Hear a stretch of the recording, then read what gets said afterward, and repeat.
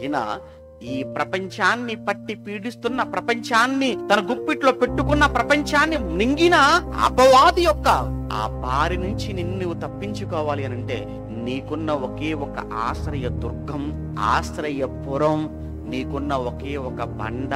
ఆ బండే యేసుక్రీస్తు అని బైబిల్ చెప్పింది. తెలుసా? ఆ బండ క్రీస్తే అన్నాడు కొరింథీ మొదటి పత్రిక 10:5 ఆ బండ క్రీస్తే. నువ్వు ఈ దుష్టుల నుంచి తప్పించుకోవాలి అనుకుంటున్నావా?